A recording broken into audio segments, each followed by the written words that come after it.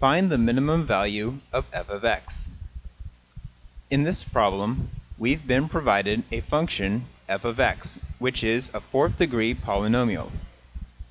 To find the minimum value of this function, we'll use Newton's method to find where point x on the function f of x has a slope of 0, which ensures a local maximum or minimum.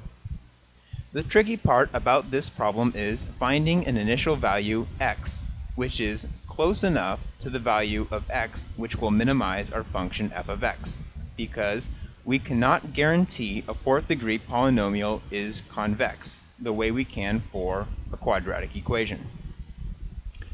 One way to possibly find an adequate initial value for x is to graph the function f of x as best we can by solving for the real roots. Since the largest degree term in the equation has a positive coefficient, 1, then we know that the value of the function increases with a sufficiently large and sufficiently small value of x.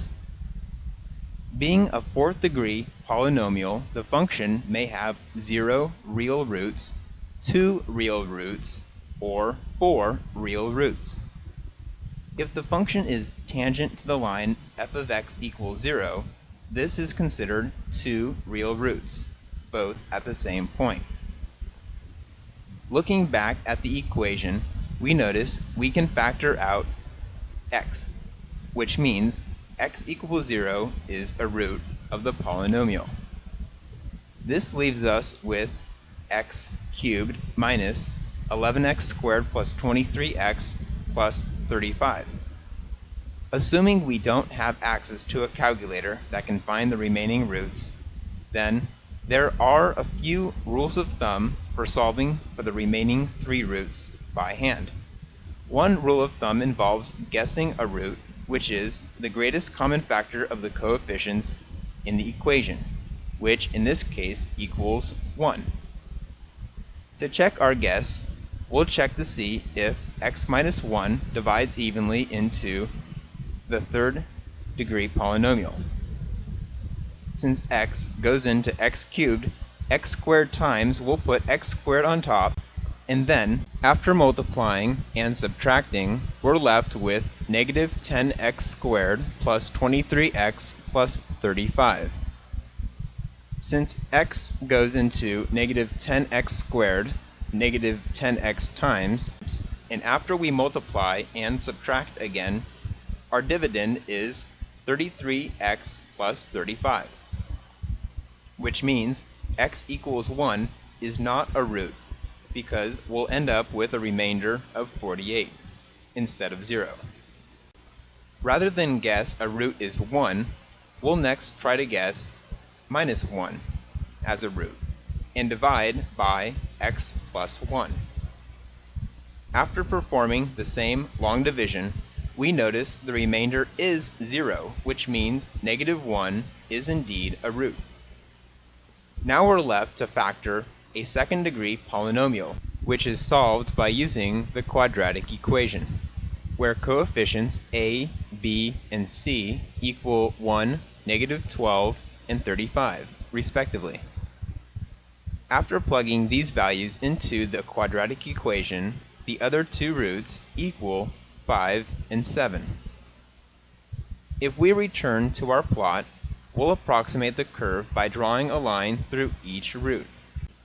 At this point, we've identified the approximate location of the minimum value of the function, which is somewhere between negative 1 and 0, or between 5 and 7. Therefore, we'll start the algorithm using an initial value of x equals negative 1/2 and find the local minimum value of f of x in this first range. Then, we'll set the initial value equal to 6 and solve for the local minimum value in the second range. We'll first have to solve for the first derivative and the second derivative of f of x with respect to x, and plug those equations into the update formula for x n plus 1. From here, we'll start with an initial value of x equals negative 1/2. Then we'll plug that value into our equation for f of x and for x n plus 1. Then f of x equals negative 10.31 and x n plus 1 equals negative 0.540. If we use Newton's method again, we compute the local minimum is nearly negative 10.38. Next, we'll repeat this process for an initial value of 6. And after a few iterations of the algorithm, we find the local minimum is approximately negative 43.